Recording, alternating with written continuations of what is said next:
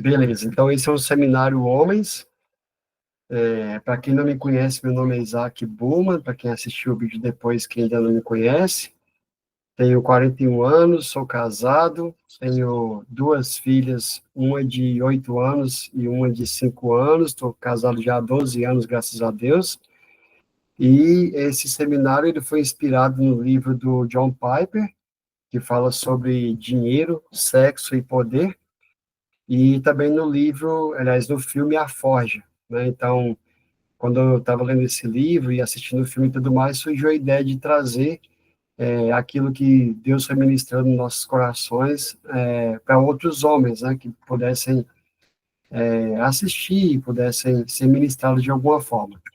Nós vamos falar basicamente de 4 assuntos aqui, então vou fazer uma introdução rápida, vou contar uma história aqui bem rápida na introdução, depois nós vamos entrar no tema dinheiro, vamos falar depois sobre sexo, depois sobre poder, depois vamos falar sobre caráter, e por último, ali depois que falarmos sobre caráter, nós vamos fazer uma conclusão e vamos abrir também para todo mundo aí que quiser compartilhar, quiser falar sobre os assuntos, quiser falar também aquilo que aprendeu aqui, enfim.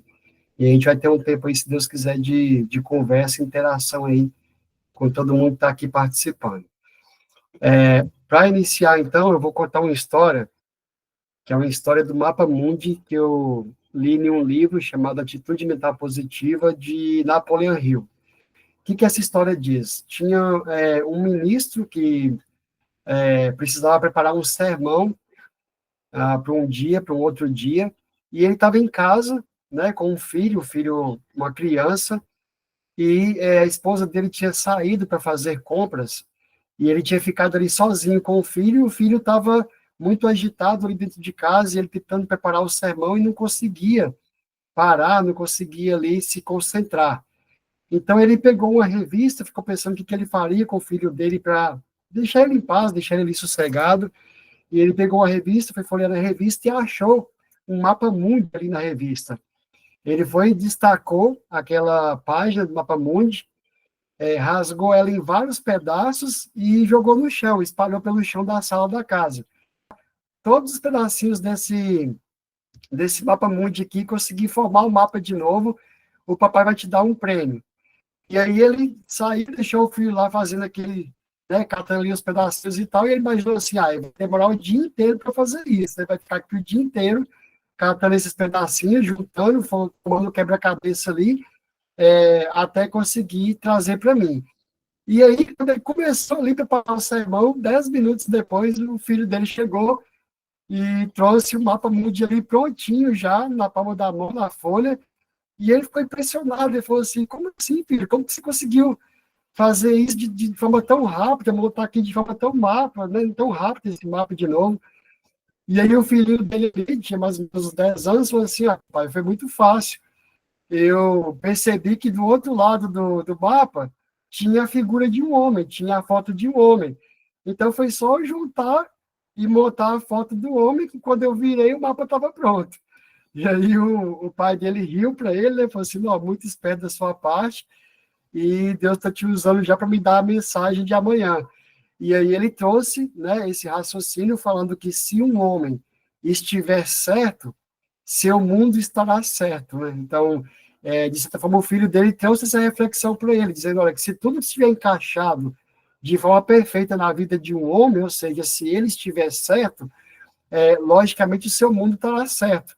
E aí isso traz uma grande lição para nós como homens, né? Que é a lição que diz que se você está insatisfeito com o seu mundo, e aqui o mundo, eu falo tanto na questão do mundo mesmo aqui externo, né, de nós enquanto cidade, enquanto país, enquanto nosso mundo, mas também do mundo pelo qual a gente vive aqui no nosso ambiente, a nossa família, no nosso trabalho, ou seja, o nosso mundo particular.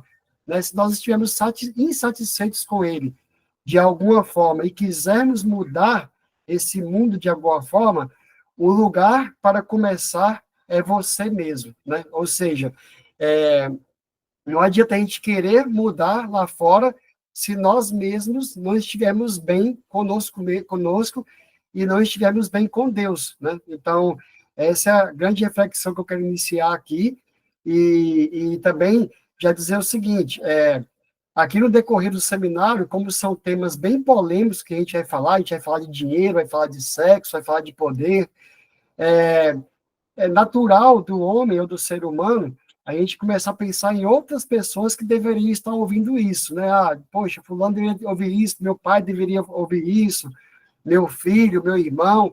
Então, eu queria trazer essa introdução também para dizer assim, tente levar isso para você, tente levar o que for falado aqui para você primeiro, para você ser ministrado primeiro. Eu estou sendo ministrado aqui nesse seminário, eu estou sendo ministrado naquilo que eu preparei. Então, vamos deixar de olhar para o outro e vamos tentar olhar para nós mesmos primeiro aqui, no contexto que a gente vai conversar, para que nós, assim, conseguindo depois mudar a nossa realidade, o nosso interior, de dentro para fora, aí sim nós vamos conseguir impactar externamente, né? Impactar o mundo ao nosso redor.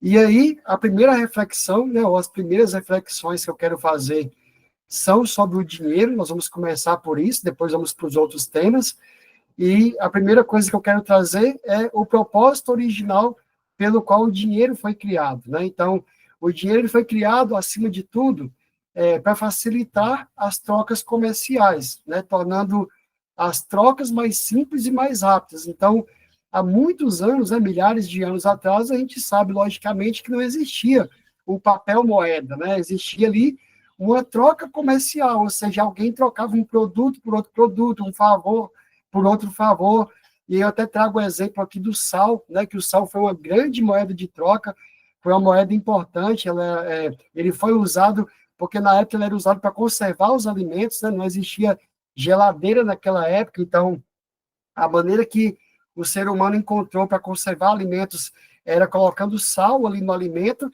e aí, logicamente, como era um item muito importante naquela época para as famílias, ele se tornou uma grande moeda de troca.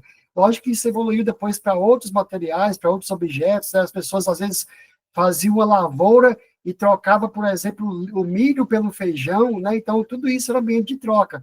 Até que chegou ao ponto de a gente ter o dinheiro enquanto papel moeda, né? Como a gente é hoje. E aí, à luz da Bíblia, eu trouxe só um versículo aqui de Provérbios, que diz que o sábio economiza e tem sempre bastante comida e dinheiro em sua casa, mas o tolo gasta todo o seu dinheiro assim que o recebe. Provérbios 21, 20. Eu sei que não é fácil, né? O momento que a gente está vivendo da economia, o nosso país como está, muitas empresas estão, né, têm passado dificuldade, financeira, muitos pais de família têm passado dificuldade financeira, porque, apesar do salário ter se mantido o mesmo, os produtos encareceram muito, a gente tem aí o impacto da inflação, enfim. E é lógico que não é fácil, a gente brinca que muitas vezes o salário que a gente recebe acaba no outro dia, tem hora que acaba até com algumas horas, né? Mas a reflexão que a Bíblia nos traz é que nós devemos economizar e devemos tratar o dinheiro de forma mais, vamos dizer que seria, não que a gente vai desperdiçar, não trazer um desperdício, né, tratar o dinheiro com a forma mais séria, né, vamos dizer assim, principalmente nós homens, que somos os provedores, não que as mulheres não devam fazer isso, mas é lógico que o homem tem a figura ali de ser o provedor da casa, de trazer a provisão para casa, isso não é de agora, isso vem, né, de muitos anos atrás, o homem saía para caçar, enquanto a mulher ficava cuidando dos filhos e da casa. Então, existe essa figura, né, da provisão, esse papel da provisão relacionado à figura masculina. Então, é por isso que a gente deve tratar o dinheiro com mais seriedade, com mais cuidado nesse contexto aqui. Esse assunto aqui já daria para a gente ficar o dia inteiro falando, mas é lógico que eu trouxe bem simples aqui, de maneira bem superficial, para depois a gente ir conversando. E aí, vem a questão da distorção do propósito do dinheiro, né? E aí eu trago um versículo que é muito conhecido, que diz que porque o amor ao dinheiro é a raiz de toda espécie de males, lá em 1 Timóteo 6,10. Ou seja, a Bíblia não está dizendo que o dinheiro é ruim, né? Não está dizendo que você não pode ter dinheiro, não é isso, né? A gente sabe que a Bíblia inteira fala sobre dinheiro, fala sobre prosperidade, tiveram muitos homens de Deus que foram prósperos, que foram ricos, mas aqui ela traz que se você passar a amar o dinheiro, ou seja, o seu coração passar a acreditar que o dinheiro está em primeiro lugar na sua vida, às vezes até mesmo no lugar de Deus, então isso começa a distorcer o propósito padrão pelo qual o dinheiro foi criado, que seria o que a gente falou anteriormente. E aí eu trago duas coisas aqui só, a gente poderia trazer umas 10 aqui, umas 10 distorções possíveis em relação ao dinheiro, mas eu trouxe duas que eu acho que são as principais, que trazem muito impacto na sociedade, principalmente na vida dos homens. A primeira é a ganância, né? E o que é a ganância? É quando o homem ele passa a ter uma vontade de possuir tudo que se admira para si próprio. Ou seja, ele começa a querer tudo ali relacionado a bens materiais para o bem próprio dele. E esse desejo ele se torna um desejo excessivo e direcionado principalmente para a riqueza material, né? Então, nos dias de hoje, o dinheiro, né, faz parte também dessa ganância. Tem gente que quer somente acumular e acumular e acumular. Então, ele deixa de ser uma poupança, vamos dizer assim, e passa a ser uma ganância, né? Quanto mais a pessoa quer, tem, mais ela quer. Quanto mais o homem consegue, mais ele quer. E é isso aqui, a gente pode levar para o contexto de carros, de casas, de bens materiais. Não que nós não possamos ser prósperos, mas que essa prosperidade não venha da ganância, porque quando vem da ganância, quando você é uma pessoa gananciosa, você aceita ganhar dinheiro a qualquer custo, né? E essa é a principal diferença da ganância e da ambição.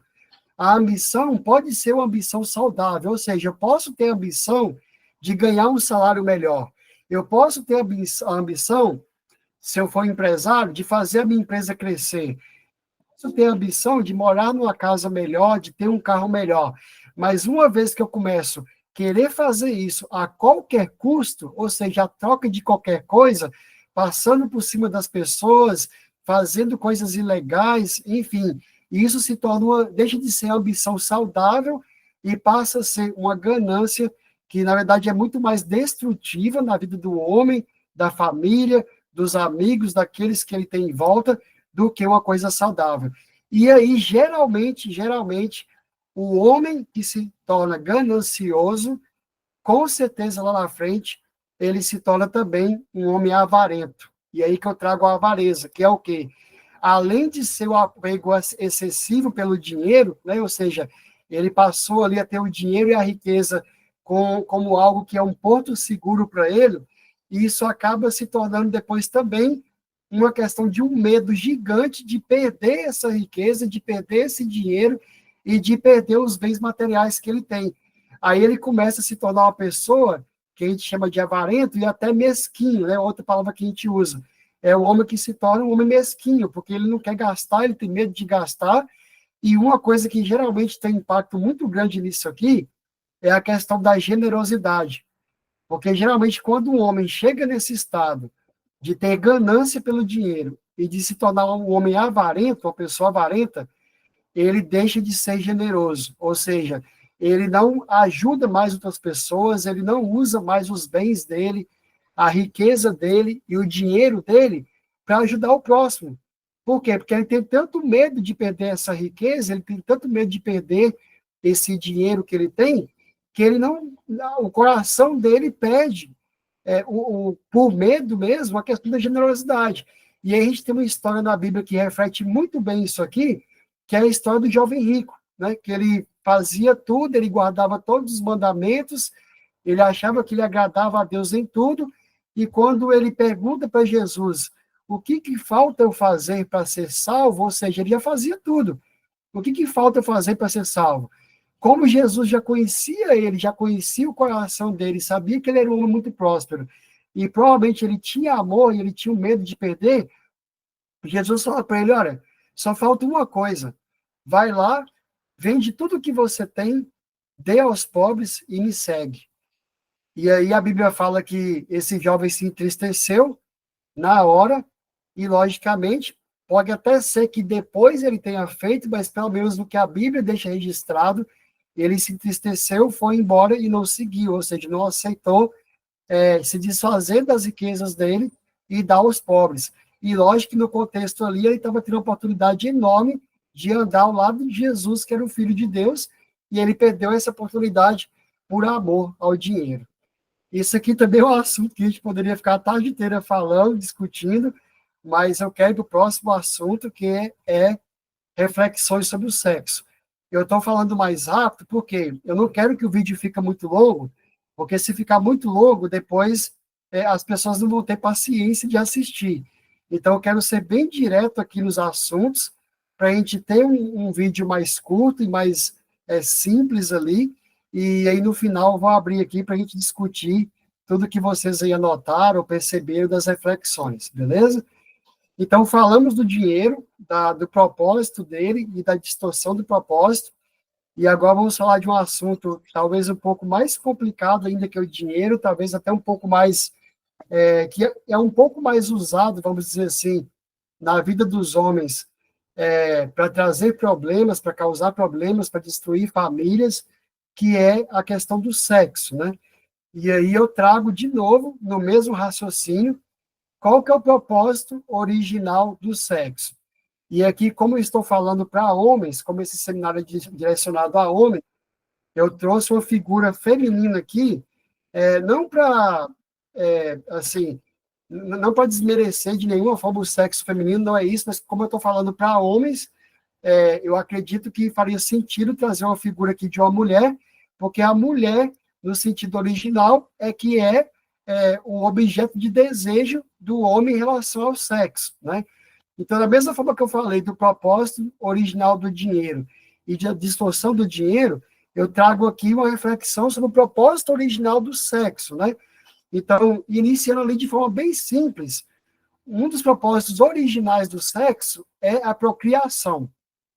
Ou seja, quando a gente fala de procriação, e aí a gente fala tanto do ser humano quanto do animal, o sexo ele teve como propósito trazer essa questão da concepção, da geração de um novo ser vivo e, logicamente, da reprodução tanto humana quanto animal, né? Não existe forma mais perfeita e mais natural possível do que, através da relação sexual, um novo ser gerado ali no ventre da mãe, seja humana, seja animal, e isso trazer um novo ser vivo para o mundo.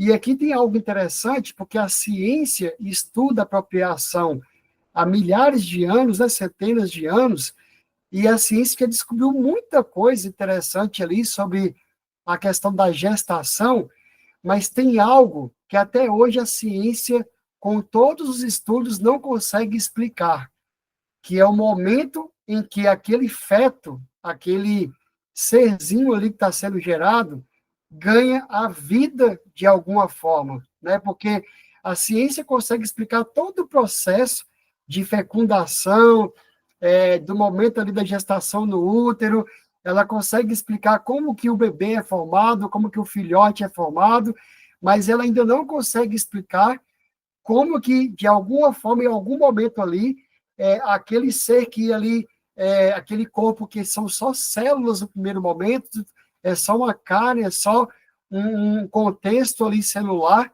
passa a ter vida em algum momento no ventre da mãe, né? Então, isso, de certa forma, também está relacionado com o sexo, porque o sexo é que origina e o que permite que isso aconteça, ou seja, novas vidas são trazidas para o nosso mundo através da relação sexual.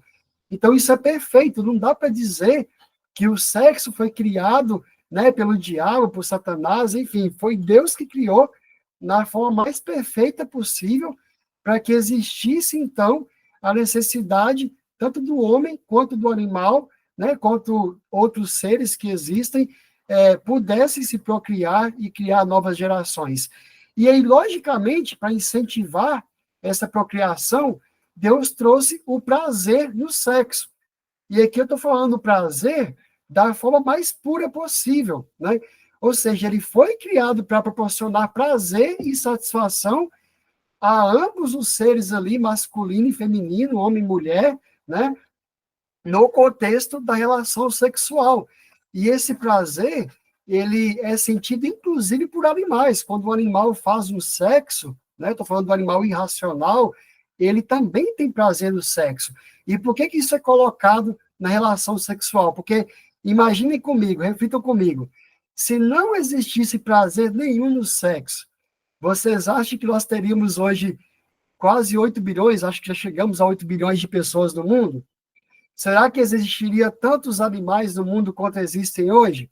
Logicamente não, né? Assim, a gente sabe que muitas das pessoas que existem no mundo, às vezes, foram concebidos até num contexto ali de não ter muito planejamento, de ser uma escapulida, de ser, às vezes, infelizmente, até indesejado, mas através da relação sexual que aconteceu entre um homem e uma mulher, ele foi concebido, nasceu e está no mundo, né? E, logicamente, que se não houvesse prazer na atração e na relação sexual, isso não aconteceria, porque ninguém acorda de manhã pensando, vou ali fazer um filho.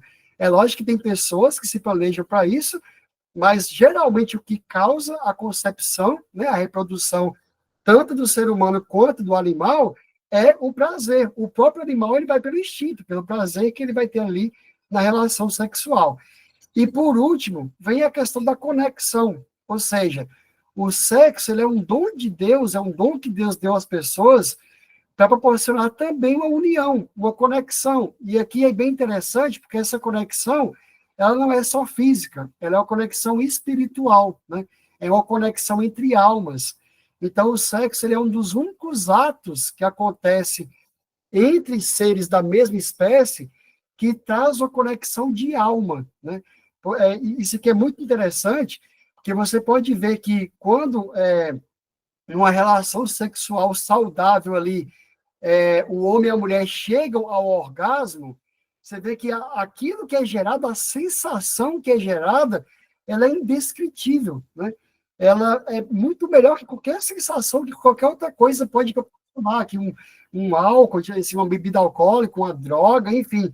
Existem outras formas de prazer, mas o orgasmo, né, até é provado cientificamente falando, que o orgasmo, inclusive, faz bem ao corpo, ao ser humano, à mente, à emoção, a tudo que relaciona ali, que está relacionado no contexto da relação sexual, porque ele libera, né, enzimas, hormônios, enfim, várias substâncias ali no corpo, tanto do homem quanto da mulher, quando acontece ali o ápice do orgasmo no contexto do sexo. Então, não dá para dizer que isso não é divino, não dá para dizer que Deus não criou isso. Isso, com certeza, faz parte da humanidade desde o início da criação. Agora, infelizmente, nós sabemos também que o sexo também tem suas distorções, né? Nós sabemos que, de certa forma, quando o pecado veio ao mundo, né, houve distorções também no propósito do sexo. E a primeira distorção que eu quero falar é a questão da imoralidade sexual, né, que é toda a prática sexual fora do padrão estabelecido por Deus. Ou seja, existe um padrão que foi feito ali na criação, né? Deus criou tanto o ser humano quanto o animal para se relacionar, para ter harmonia, e lógico que o ápice da relação é a relação sexual, é lógico que não é só a relação sexual, a gente sabe que o homem ele tem atração pela mulher, existe ali o contexto da convivência, do relacionamento, do amor, né, que está ali por trás de tudo, mas a gente sabe que o ápice de qualquer relação é a relação sexual, porque ela traz intimidade para aqueles dois seres. E aí, a gente entra com a imoralidade sexual como sendo qualquer prática fora desse padrão. Eu não vou entrar aqui em assuntos polêmicos, tá? Se a gente fosse falar aqui só do contexto da imoralidade, daria para ficar o dia inteiro, daria para ficar dias falando sobre isso aqui. Eu não vou entrar em assuntos tão polêmicos da imoralidade, porque esse não é o objetivo aqui. Depois a gente pode até conversar depois do seminário aqui, depois dos temas, sobre essas questões da imoralidade, mas eu trouxe três, pelo menos três, que eu acho que é importante a gente falar, é importante a gente refletir sobre eles, porque eles têm um impacto muito grande nas famílias e principalmente na vida do homem, né, na vida do homem em si. O primeiro deles é o adultério, né? E eu trago aqui a definição de adultério, que é ter relações sexuais com alguém que não seja sua esposa, que como eu estou falando para homens, eu coloquei o contexto da esposa, mas logicamente também seria a questão da esposa, né, ter relação sexual com alguém que não seja o marido dela. E aqui nós vemos esse assunto, ou sabemos que esse assunto foi abordado em diversos momentos na Bíblia, né? Tem alguns casos mais famosos, como, por exemplo, o caso de Davi, que comete, né, o adultério.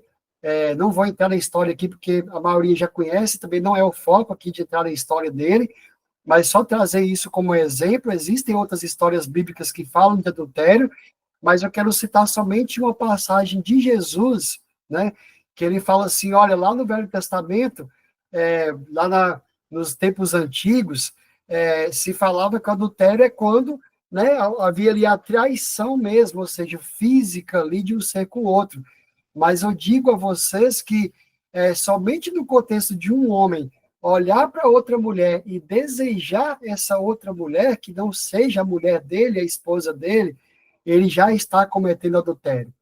E a gente sabe o tanto que isso é difícil hoje, né? Principalmente no contexto de que hoje as próprias o contexto da sociedade, né, de como o sexo é tratado hoje, muito banalizado, a gente vê esse assunto hoje de forma muito presente nas mídias sociais, né, na TV, na internet, enfim, está muito aberto, o sexo se tornou uma coisa muito fútil, muito banal, né, e a gente sabe que nesse contexto, logicamente, é normal, infelizmente, hoje em dia, principalmente no contexto, né, fora assim das igrejas, ou às vezes até dentro da igreja também, infelizmente, nós vemos muito contexto de homens que não conseguem ficar somente com a mulher, né, que não conseguem se relacionar somente com a mulher, que quer ficar com uma, duas, três, 10, enfim, não leva isso tão a sério.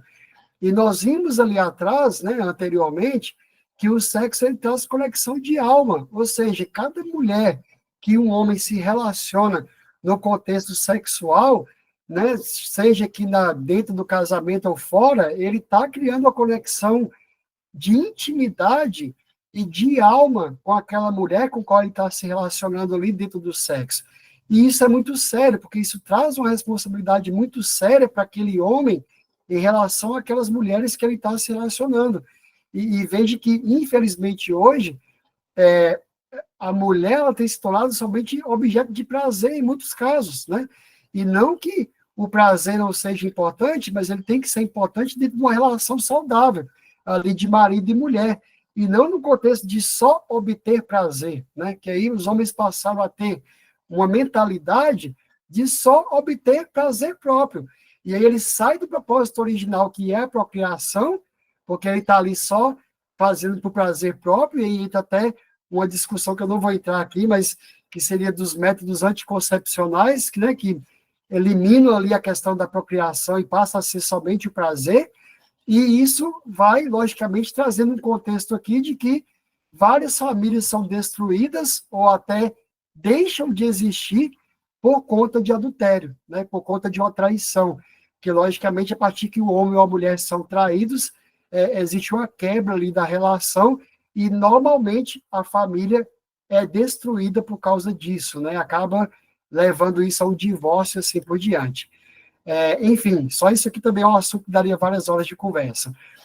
Eu trouxe também a questão da pornografia, porque eu acho que é uma questão muito presente também na vida dos homens, né? Então, a pornografia é tudo aquilo que se relaciona com devassidão, obscenidade e indecência sexual.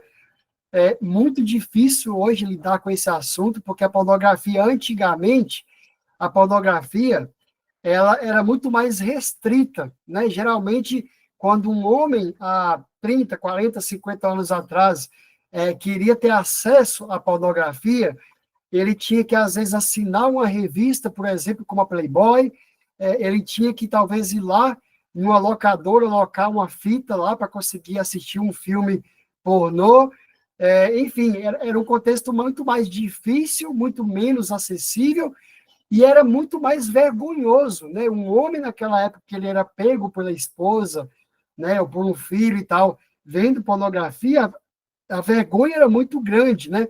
Hoje, infelizmente, com o contexto da internet, né, principalmente da internet e do celular, a pornografia está na palma da mão do homem, se ele quiser, né? Ou seja, é muito fácil hoje o homem acessar ali um aplicativo de vídeo, enfim, de foto, né? Hoje, infelizmente, a gente sabe que existem muitos grupos de WhatsApp específicos para isso, onde homens se reúnem ali naquele grupo do WhatsApp e cada um vai enviando ali fotos, vídeos.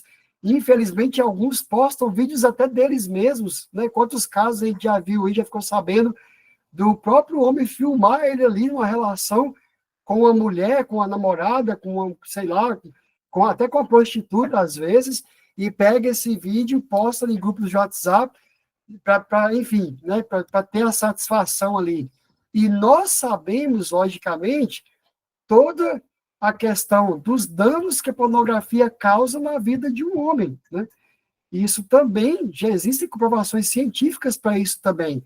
Então, a pornografia, ela entra não só na esfera de que você provavelmente, né, no caso de um homem casado, provavelmente vai estar ali ferindo a sua esposa, ferindo os seus filhos em relação a isso, né? Imagina a sua esposa e seus filhos descobrindo você ali, assistindo a pornografia, né, enfim, praticando o ato da pornografia, imagina a vergonha que isso não causa, né?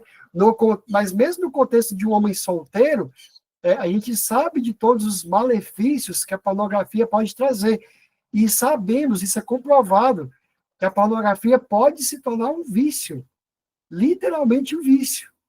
E hoje nós temos essa realidade entre nós, de vários homens que são viciados na pornografia, não conseguem ficar um dia sem assistir, sem ver uma foto, sem praticar esse ato, porque já se tornou um vício na vida dele. E isso traz inúmeras consequências, né? Por exemplo, imagine como que é uma relação sexual entre o homem e a mulher, né, casados, de um homem que é viciado em pornografia. Imagine como que isso acontece. É óbvio que essa relação não vai ser saudável. Lógico que ele não vai conseguir lidar com a esposa dele da mesma forma, sendo que ele assiste todos os dias, todas as semanas, centenas, às vezes até milhares de outras mulheres, de sexo com outras mulheres. Então, é lógico que na mente dele isso vai causar um certo desconforto quando ele estiver com a esposa dele. E vou além. Tem casos de homens que até pedem a atração sexual pela esposa dele. Ele pede o famoso libido, né? Eu acho que o libido aplica para os dois lados, tanto para o homem quanto para a mulher. Ele deixa de se sentir atraído pela esposa dele, logicamente, porque ele está assistindo vídeos ali, vendo fotos, etc., todos os dias, que já se tornou para ele uma satisfação.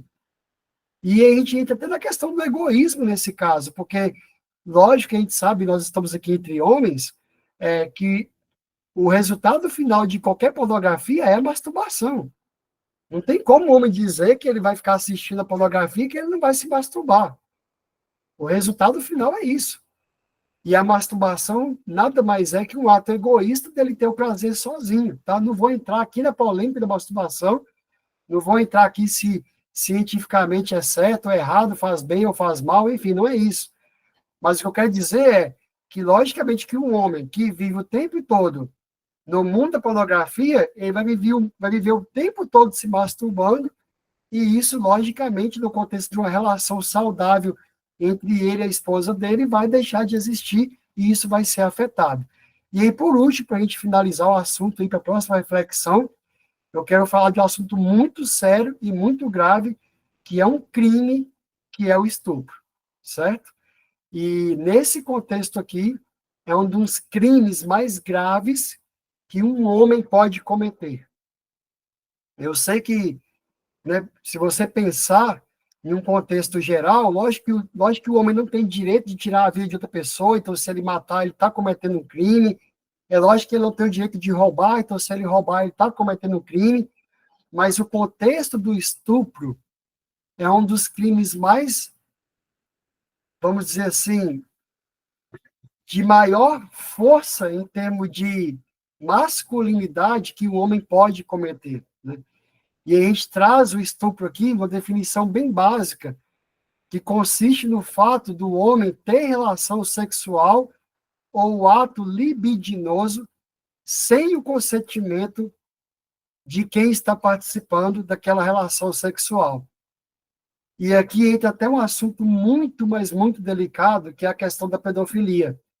Porque, às vezes, o homem acha que o estupro tem a ver só com a questão do sexo forçado, daquele homem que vai lá e força, mas, enfim, no contexto de uma pedofilia, ou seja, de uma criança que, às vezes, nem sabe o que é sexo ainda, que, às vezes, nem chegou na maturidade em termos de idade para saber o que é uma relação sexual, e aí o homem vai lá, aproveita muitas vezes da ingenuidade daquela criança, aproveita talvez ali da fragilidade daquela criança, e ele comete ato libidinoso com a criança, e entendo que nem precisa, às vezes, acontecer a penetração, só no caso da criança, só do homem estar ali, às vezes, aliciando, passando a mão, fazendo coisas ali relacionadas a ter o prazer, já pode ser considerado como estupro, porque a criança, ela não tem condição nenhuma de se defender, ela não tem condição nenhuma de saber o que está acontecendo ali naquele contexto.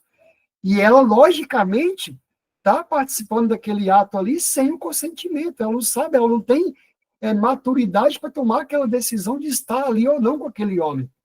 Então, isso se torna também um crime de estupro. E, logicamente, tirando a questão da pedofilia, vem também os inúmeros casos que nós temos não só no Brasil, mas infelizmente também no mundo, de mulheres que são estupradas diariamente, muitas delas machucadas, muitas delas são feridas, infelizmente algumas chegam até a ser mortas, né? E isso vale tanto para o contexto da mulher quanto no contexto da criança, né? Infelizmente o homem nesse contexto aqui, chega a uma fase brutal que a gente nem consegue explicar, né? A gente até fala, muitas pessoas falam, não, é como se o cara tivesse se tornado um monstro mesmo, realmente, onde ele perde a razão e comete aquele ato ali, seja com a mulher, seja com a criança, e isso é um assunto muito sério, muito grave, a gente poderia ficar horas e horas falando sobre isso aqui, né, se a gente tivesse tempo para isso, mas é muito importante a gente entender a seriedade disso, tanto no contexto de nós jamais praticarmos esse ato, quanto também de denunciar se nós soubermos de que isso está sendo praticado por alguém, né? Infelizmente, pode acontecer até mesmo de um amigo nosso cometer um crime desse e nós temos que estar ativos ali para poder denunciar, para poder tratar, para poder resolver aquela situação, né? E, infelizmente, isso acontece no mundo inteiro a toda hora. Se vocês pesquisarem, isso acontece o tempo inteiro, né? Infelizmente. Então, é isso. Eu acho que, tanto como eu falei da importância do dinheiro, né, do propósito ali inicial, original, a gente sabe que o sexo é muito importante também no contexto original do sexo, no propósito original, mas, infelizmente, sabemos também que isso tem sido usado muito, né, pelo inimigo, por Satanás, enfim, para trazer esse contexto de maldade, né, no contexto do ser humano e da humanidade. Vamos para o próximo e último assunto, esse aqui é o último assunto, tá? Que são as reflexões sobre o poder. Ou seja, a gente falou, né, do dinheiro, depois do sexo, agora vamos falar sobre o poder. E aí, eu quero trazer aqui, da mesma forma, a questão do propósito original do poder, né? De onde veio esse poder que Deus deu ao homem, né? Então, nós temos ali, no primeiro livro da Bíblia, né, que é Gênesis, no capítulo 1, do 26 ao 28, onde traz: Então disse Deus, façamos o homem à nossa imagem, conforme a nossa semelhança. Domine ele sobre os peixes do mar, sobre as aves do céu, sobre os grandes animais de toda a terra e sobre todos os pequenos animais que se movem rente ao chão.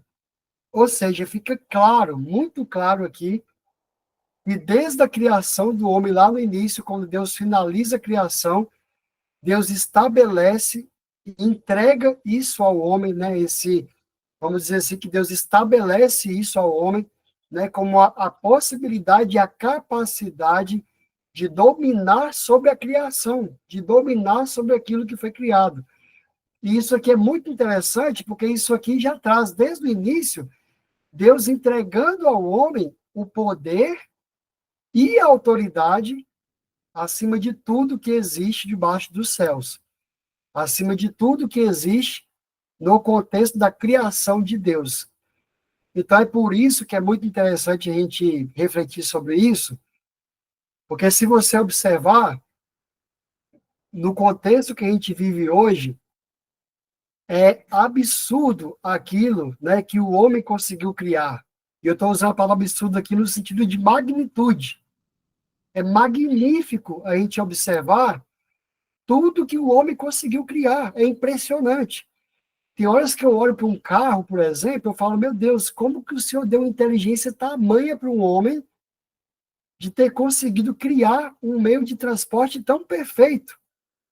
E a gente pode ir para o contexto de um avião, de um trem, de um navio, né? Imagine a capacidade que Deus deu ao homem, e inteligência, e sabedoria, e raciocínio, para conseguir entender a natureza, porque tudo vem da natureza, tudo, né? O carro tem metal que vem da natureza, tem a borracha que vem da natureza, a própria parte elétrica que vem da natureza, tudo vem da natureza.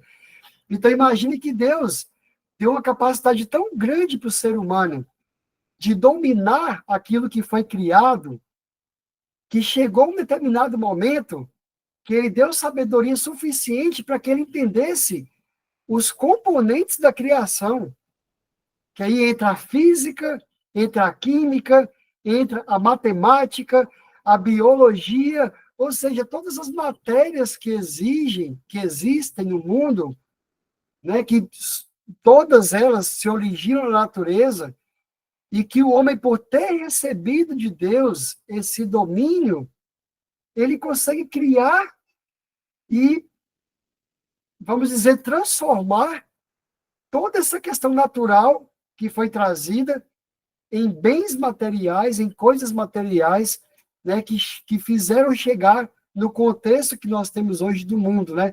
Hoje, nosso mundo é muito fácil, se for olhar, está muito fácil hoje para a humanidade, porque nós temos comida na palma da nossa mão, nós temos informação na palma da nossa mão com o celular, nós temos, talvez, os melhores carros que já existiram no mundo, agora na nossa época, porque se for olhar uma geração anterior, que é a geração dos nossos pais, os carros deles viviam dando defeito, mesmo sendo zero, mesmo carro novo, tirado da loja, ele dava defeito. E hoje não, você tira um carro zero hoje, ele fica às vezes aí 3 anos, 5 anos, sem dar defeito, só com manutenção básica ali preventiva.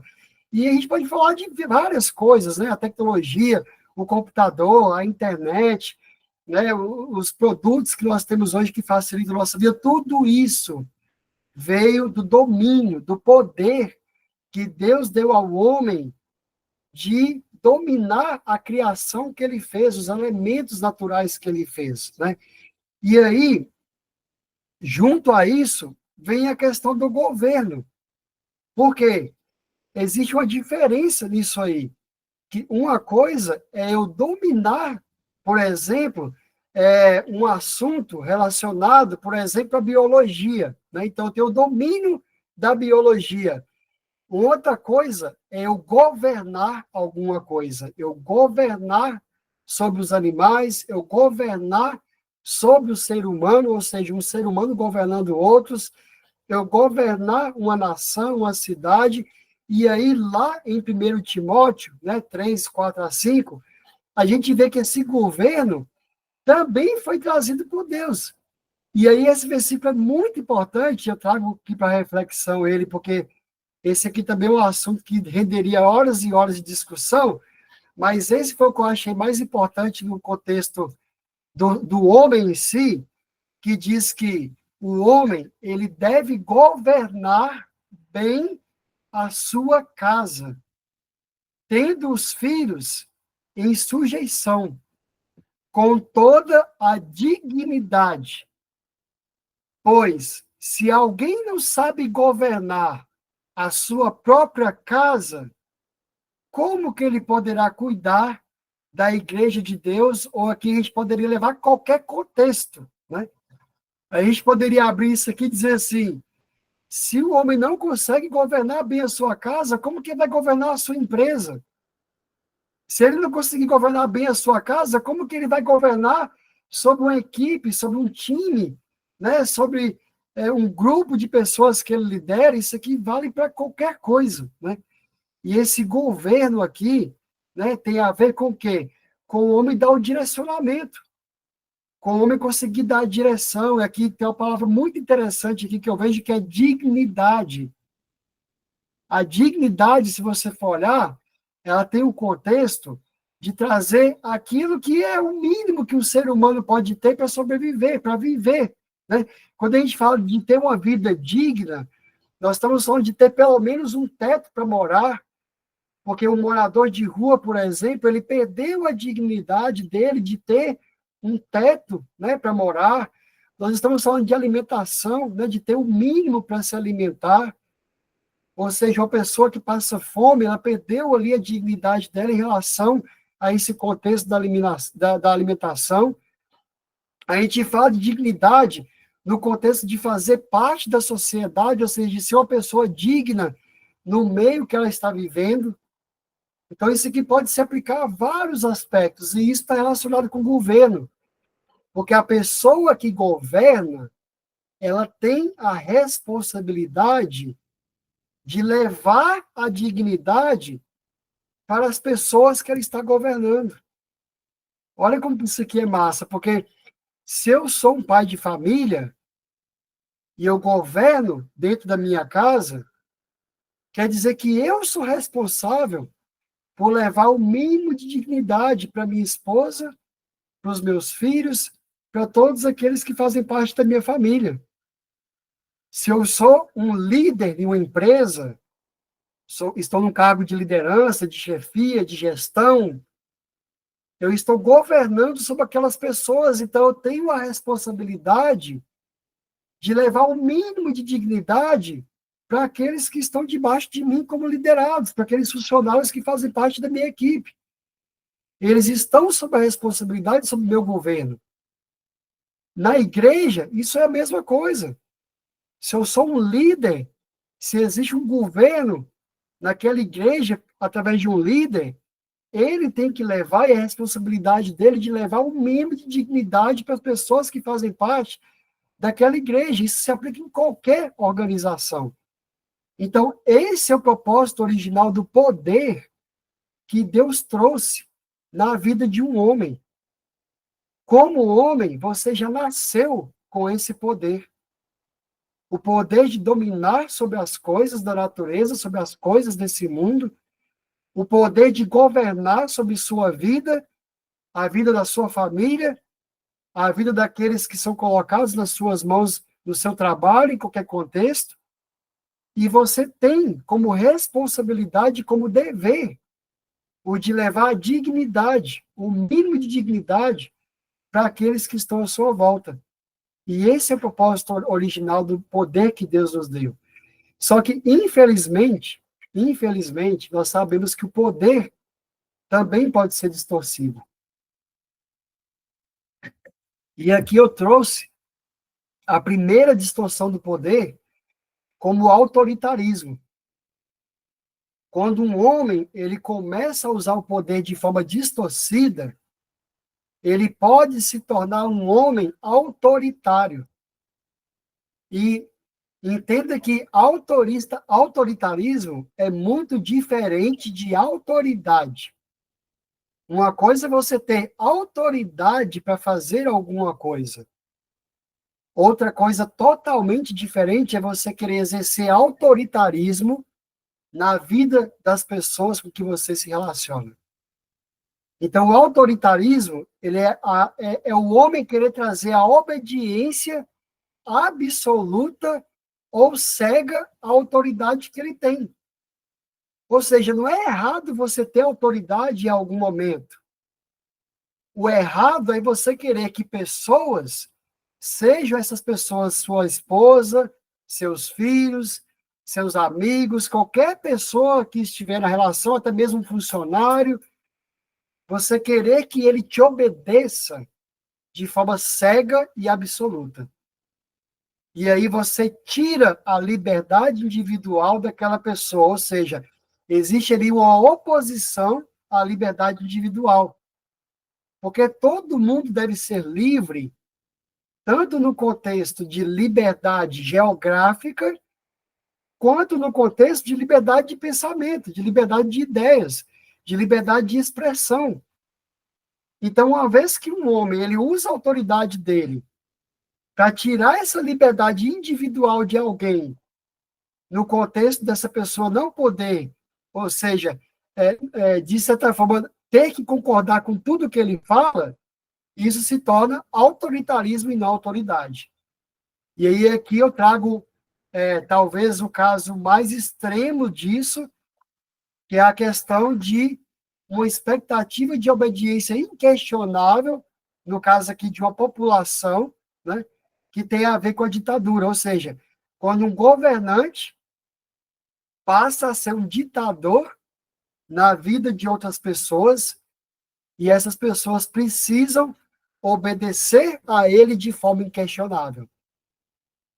E aí eu te pergunto, como homem, será que você tem exercido na sua casa, na sua família, na sua empresa, com os seus amigos, você tem exercido autoridade ou tem exercido autoritarismo? Será que você tem sido um líder ou você tem sido um ditador, que quer que todo mundo faça exatamente aquilo que você quer, sem ser questionado? E às vezes a gente leva só para o contexto de governo, mas isso aqui pode ser muito simples. Imagine, por exemplo, eu virar para minha filha, eu tenho a filha aqui, a Laura e a Anne, 8 anos e 5 anos, imagina eu virar para elas e falar assim, ó, você tem que fazer isso, pronto, e acabou. Tem que me obedecer. E aí ela, enquanto criança, virava e falava assim, papai, mas por que eu tenho que fazer isso?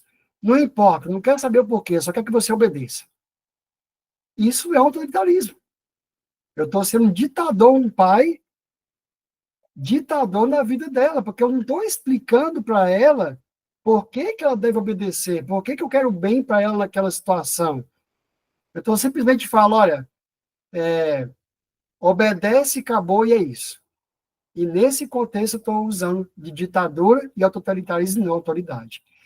E aí, quando isso se torna mais grave ainda na vida do homem, principalmente, nós ganhamos, então, o contexto da agressividade.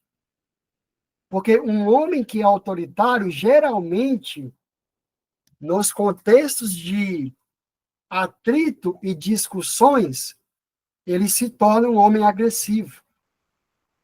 E, infelizmente, a gente sabe que, no contexto da sociedade, muitas vezes o homem acha que ser agressivo é normal. É normal ser agressivo, é normal ser um homem. Muitas vezes a gente leva isso para o contexto da masculinidade, né? Tipo assim, não leve desaforo para casa. Se precisar, eu saio na porrada ali com aquele cara, mas eu resolvo essa situação. E a gente sabe que isso, muitas vezes, é visto até como qualidade no contexto da sociedade. Tipo assim, o homem que vai lá, que resolve, que é agressivo, que entra na porrada se for necessário, não é isso que é ser homem. Tem pai que ensina isso para o filho. Não, ser homem tem que ir lá resolver, tem que bater, tem que entrar no conflito, tem que dar porrada mesmo. Mas a gente sabe que, infelizmente, um homem, como ele se torna agressivo, e principalmente quando isso se torna um estilo de vida, ou seja, ele passa a viver dentro da agressividade, esse comportamento, ele passa a ir além das normas sociais aplicáveis no nosso dia. Então, com certeza, um homem que ele é agressivo por natureza, por aprendizado, em algum momento ele vai causar danos a outras pessoas. Uma hora ele vai ser agressivo dentro de casa, porque se você é agressivo lá fora, com certeza em algum momento você vai ser agressivo dentro de casa. Uma hora você vai acabar agredindo a sua esposa, agredindo seus filhos, agredindo seus amigos, agredindo seus irmãos, seus pais. Porque a agressividade, ela pode se tornar um estilo de vida. E aí, com certeza, isso vai trazer dor, vai trazer mágoa para as pessoas que estão à sua volta. Eu trouxe ali até o contexto de algumas vezes estragar objetos. Isso aqui é uma realidade, por exemplo. Eu vivi isso na minha casa, o meu pai, muitas vezes, quando ele bebia muito, estava ali no contexto da embriaguez, ele chegava em casa quebrando as coisas. Graças a Deus, ele nunca foi agressivo em termos de agredir fisicamente eu e minha mãe, mas ele saía quebrando tudo, quebrava prato, quebrava copo, quebrava o carro. Várias vezes chegou com o carro amassado, batido, porque estragava, enfim, na loucura ali da embriaguez. E na agressividade. E vamos levar para o outro lado aqui, que a agressividade não é só física, você tem agressividade moral, você tem agressividade verbal. Então, às vezes, não é só no contexto de ser fisicamente ali agredido, mas muitas vezes nós agredimos nossas esposas, filhos, amigos, parentes, com a questão daquilo que nós falamos. As palavras podem agredir, né? E aí, para finalizar aqui o contexto do uso errado do poder, né, da distorção do poder, nós vamos finalmente para a exaltação própria, a exaltação própria. Qual que é o contexto da exaltação própria? A gente sabe que todo ser humano, principalmente os homens, né, há muitos anos, deseja alcançar a glória e o poder. E aí esse poder aqui não está no sentido de governo, que foi o poder original, e nem de domínio.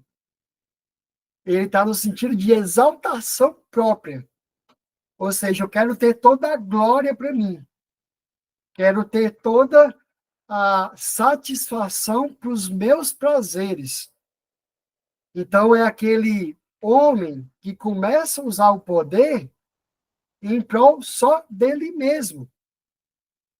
E, normalmente, nós somos tentados a adquirir isso através do poder que a gente exerce sobre outras pessoas. Ou seja, eu começo a usar o poder que eu tenho sobre outras pessoas para trazer para mim a minha própria glória, o meu próprio prazer, a minha própria fama e, consequentemente, a minha própria satisfação. E é isso aqui vale para muitos cenários também, que a gente poderia ficar aqui o tempo todo discutindo, muitas horas ainda. Isso vale no cenário de um político, isso vale no cenário de um artista, isso vale no cenário de um líder na empresa, como eu falei, de um dono de uma empresa, e isso vale no cenário, às vezes, do contexto até familiar, da gente querer, às vezes, até dentro da família, querer a glória só para nós, daquilo que nós fazemos. Então, assim, é muito interessante a gente ver até aqui, eu já estou indo para a conclusão, tá, gente? Isso aqui já passou muito tempo, mas é muito interessante a gente perceber que tanto o dinheiro, quanto o sexo, quanto o poder, eles foram criados por Deus para um bom propósito, ali de bem para a sociedade no geral. Mas o pecado que veio à humanidade, que nos tirou do alvo, fez com que o ser humano passasse a usar dinheiro, sexo e poder para propósitos totalmente distorcidos que causam mal, causam dor, causam problemas, não só para o homem em si, ou seja, para a pessoa em si, indivíduo, mas para todos aqueles que vivem em volta dele. E aí, para já ir para o encerramento, não tinha como eu finalizar sem refletir sobre o caráter do homem. E aqui eu não trouxe muita coisa, eu quis trazer só 6 exemplos aqui de caráter, porque imagine que para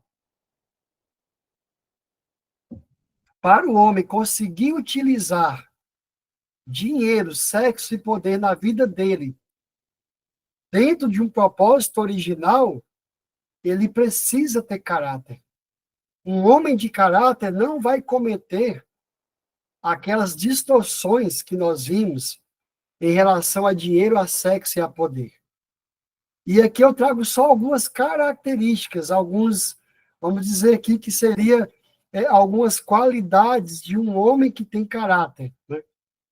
Então, primeiro, eu trago a questão do respeito. Eu trago aqui no contexto de que nós devemos sempre tratar as outras pessoas com respeito, mesmo que isso seja indiferente para elas. E um homem que trata outros com respeito jamais vai enganar alguém no contexto do dinheiro, jamais vai ferir alguma mulher no contexto do sexo, jamais vai cometer algo de ruim em relação ao poder que ele exerce em outras pessoas, porque ele respeita. Ele tem respeito pela esposa, respeito pelos filhos, respeito pelos amigos, respeito pelos sócios, respeito pelos funcionários. E uma vez que você respeita ao próximo, dificilmente você vai cometer algo de ruim que vai ferir aquela outra pessoa. Eu trago aqui a questão também do exemplo, de ser um homem de exemplo, né? Ou seja, que tipo de homem nós queremos ser e o que nós queremos que os outros pensem sobre nós. Essas reflexões aqui, e eu preciso dar o crédito a isso, elas não foram tiradas da minha cabeça, elas vieram do filme A Forja. Então, dentro do que eu assisti do filme A Forja, pelo menos essas 6 coisas foram faladas e foram ensinadas em relação ao caráter de um homem, né? Ele trouxe, por exemplo, de forma muito ativa no filme, a questão da liderança. E o líder, a gente sabe que ele é diferente do chefe, né? O chefe é aquele que manda fazer e acabou. Faz e pronto, faz o que eu estou mandando. O líder não, o líder é aquele que ajuda outras pessoas a fazerem aquilo que elas estão fazendo, que elas têm que fazer. Ele lidera, ele vai junto, ele faz junto. Ele leva o grupo junto com ele. E se alguém tiver uma dificuldade naquilo que estiver fazendo, ele vai ajudar aquela pessoa a alcançar o que ela precisa. E ele é exemplo de liderança. Ele é líder não somente porque ele foi instituído, ele é líder muitas vezes porque ele foi reconhecido como líder. Ele ajudou tanto, às vezes, outras pessoas, que chegou o momento que ele foi reconhecido como líder. E passou a continuar a trajetória dele a partir dali. Uma outra coisa que traz muito forte no filme é a questão do compromisso. Ele fala nesse contexto, por exemplo, do horário, e isso me ministrou muito, porque eu também sou muito ruim com essa questão de horários, às vezes, de ser pontual. E o filme traz isso até na questão do respeito. Ele fala quando você falta algum compromisso, que você se comprometeu ali, você está desrespeitando os outros. Você está desrespeitando aquela pessoa com quem você marcou aquele compromisso. Então, uma das coisas do caráter é manter nosso compromisso, é cumprir aquilo que nós falamos. Uma outra coisa muito interessante que o filme trouxe foi a questão de ser fonte. Seja mais fonte do que dreno na vida das pessoas. Ou seja, isso aqui traz o contexto de que nós devemos muito mais dar ou doar na vida dos outros do que receber. E isso vale para tudo, vale não só para o aspecto do dinheiro, vale para a questão do tempo, vale para a questão de você se doar para a sua família, de você se doar para uma causa maior, de você se doar para um propósito maior.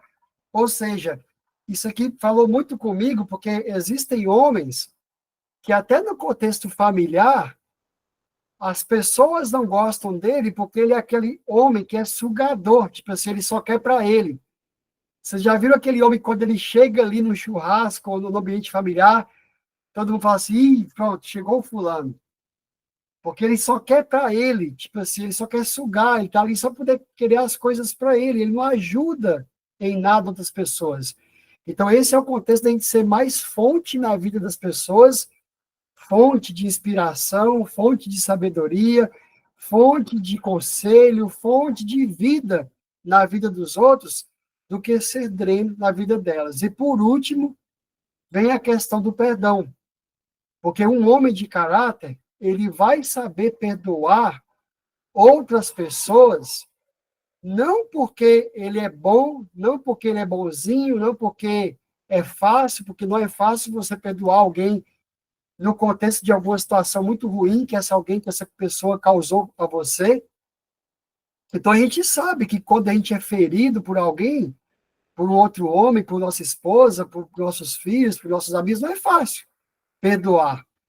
Mas um homem de caráter, ele perdoa porque ele não pode negar o perdão que Deus fez por ele. Ou seja, não podemos negar que Deus nos perdoou primeiro. Não podemos negar que Jesus, lá na cruz, trouxe o perdão a todos nós, mesmo não sendo merecedores, mesmo sendo um favor imerecido, certo? E aqui eu finalizo a questão das reflexões, né, falando sobre dinheiro, sexo, poder e caráter. E por último, agora para finalizar mesmo, é a conclusão. E aí eu vou abrir para quem quiser falar, vou abrir para quem quiser já agora ficar aqui o tempo que for necessário, né? Sobre isso. Eu trago uma conclusão que foi uma ministração que eu participei, e eu preciso dar os créditos aqui à pessoa que fez essa ministração, que foi o pastor Paulo Júnior, da Igreja Sal da Terra. Eu fui numa ministração para ele, que ele fez para homens, recentemente, e como eu já estava elaborando esse seminário, os temas, os tópicos do seminário, eu quis trazer, né, lógico que de forma muito resumida ali, um contexto que ele trouxe para homens, baseado na parábola da ovelha perdida. Então, em cima da história ali da parábola da ovelha perdida que está em Mateus e Lucas, no caso de Mateus está no capítulo 18, do 10 ao 4, e ele trouxe que existem 4 tipos de homens que podem ser, vamos dizer assim, de forma alegórica, tiradas ali da parábola. Então, primeiro ele traz o pastor.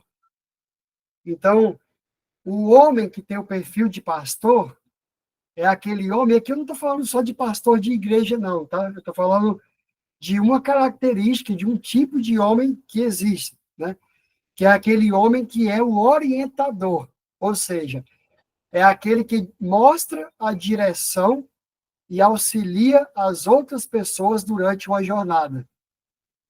Então, esse é o tipo de homem que ele está na empresa, por exemplo, e se alguém ali, um colega de trabalho ou um funcionário tem dificuldade, ele vai ali e orienta aquela pessoa e auxilia aquela pessoa no mesmo contexto de liderança durante a jornada da pessoa. Um outro exemplo que ele trouxe é o homem que é o homem lobo, né? A gente vê na parábola ali que tem acontecido do lobo, que é o lobo que vai lá e mata as ovelhas por uma questão de alimentação, né? Ele precisa se alimentar, precisa às vezes alimentar ali os filhotes dele, e ele mata uma ovelha para isso. Então, o lobo, ele é aquele homem que ele faz qualquer negócio, porque a questão dele é sempre satisfazer sua própria necessidade. Então, é aquele cara que não está nem aí para nada, ele quer saber satisfazer a necessidade dele, seja necessidade financeira, seja necessidade no contexto do sexo, seja necessidade no contexto do poder, né, do dinheiro, ou seja, ele é aquele que, para conseguir poder, ele faz qualquer coisa, aceita qualquer negócio, é aquele que, para conseguir sexo e prazer sexual, ele faz qualquer coisa, aceita qualquer negócio, e para adquirir dinheiro e riqueza, ele também aceita qualquer coisa e qualquer negócio. Então, ele é aquele perfil ali do lobo que está ali só para caçar pelo instinto e não está nem aí com o que ele está causando, com o problema que ele está causando para os outros, né? Quantos homens, infelizmente, hoje a gente conhece nesse perfil, né? Que chegam ao topo, que chegam, enfim, que fazem coisas sem pensar na consequência que ele está causando no outro. Depois ele traz o perfil do ladrão. E aí o ladrão é diferente do lobo, porque o ladrão ele faz de tudo para se apropriar, chamar de seu, se tornar dono, invadir e tomar posse daquilo que não tem direito. Ou seja, daquilo que não é dele. Ele sabe que aquilo não é dele, ele sabe que ele não tem direito naquela situação, mas ele faz de tudo para se apropriar daquilo. Isso aqui também vale para todos os contextos. Eu posso ser ladrão de dinheiro, eu posso ser ladrão de mulher, eu posso ser ladrão do poder, então vale para tudo também. É eu querer ter algo que não é meu e me apropriar disso sem ter direito. Se for olhar no caso do adultério, principalmente no caso em que o homem trai com a mulher de outra pessoa, ou seja, uma mulher que também é casada, de certa forma ele está exercendo o direito de uma coisa que não é dele. Aquela mulher não pertence a ele e ele está sendo um ladrão na vida tanto daquela mulher quanto do esposo dela, né? Que está participando ali daquele ato de adultério. Então, o ladrão também se aplica em todas as circunstâncias. E, por último, tem o homem que é o tipo ovelha, né? E se formos analisar aqui, de maneira bem simplista, ou você precisa ser pastor, ou você precisa ser ovelha. Nesse contexto aqui, não tem outra saída, né? Nós estamos entendendo que não faz sentido, enquanto homens de caráter, nós agirmos na vida de outras pessoas, seja na empresa, na igreja, na família, nas amizades, nós agirmos como lobos e como ladrões. Nós não temos outra saída que ou você é pastor, no sentido de você ser um homem que orienta outras pessoas, que ajuda essas pessoas, que auxilia outras pessoas, que exerce essa figura na vida de outras pessoas, ou você é ovelha, que é o trabalhador. Ou seja, aquele homem que sai de casa todos os dias para trabalhar, sem roubar, sem querer ter aquilo que não é seu, sem fazer qualquer coisa para adquirir o que ele quer, mas ele vai trabalhar no sentido principal de estar sempre disposto a servir os outros. O trabalho dele é para servir outras pessoas de alguma forma. É para servir em qualquer contexto. Se você trabalha construindo casas, você está servindo as pessoas que vão morar naquela casa. Se você trabalha no contexto de estar instalando um ar-condicionado, você está servindo pessoas que vão usufruir daquela climatização. Se você trabalha... enfim, isso aqui aplica a tudo, certo? Eu sou um trabalhador, eu sou um servo. Eu trabalho com tecnologia, eu estou servindo outras pessoas na área de tecnologia. E aí, nesse contexto, a ovelha, ela também tem a figura de ser obediente e de seguir a direção e o propósito que é dado a ela. Então, o trabalhador que ele tem esse perfil, ele é aquele trabalhador que, se o patrão dele, o chefe dele, o líder dele pedir para ele fazer alguma coisa para a empresa, que tem a ver com o propósito e a direção, ele vai fazer sem reclamar. Ele não vai ter dificuldade para obedecer, porque ele sabe que aquilo tem um propósito em direção melhor. Então é isso. Estou encerrando aqui, estou concluindo, tá? Com os 4 tipos de homem. Espero que, de alguma forma, aí tenha falado com vocês, e agora eu finalizo mesmo com esse versículo de Josué 1:9, que diz: ser forte e corajoso, não temas nem te espantes, porque o Senhor teu Deus é contigo por onde quer que andares. E eu trouxe esse versículo principalmente porque eu sei que não é fácil para mim, não é fácil para nós hoje, no contexto da sociedade que nós estamos vivendo, a gente conseguir aplicar com excelência tudo que eu falei aqui. Eu sei que não é fácil. A gente sabe que não é fácil. Ser um homem de caráter hoje impacta em muita coisa, tem muita coisa que influencia. Então, a única forma, na minha visão, da gente conseguir isso é se Deus nos ajudar, não tem outra forma. Se não for Deus, se não for Jesus, se não for o Espírito Santo, está nos ministrando, nos ajudando no dia a dia, a gente não consegue.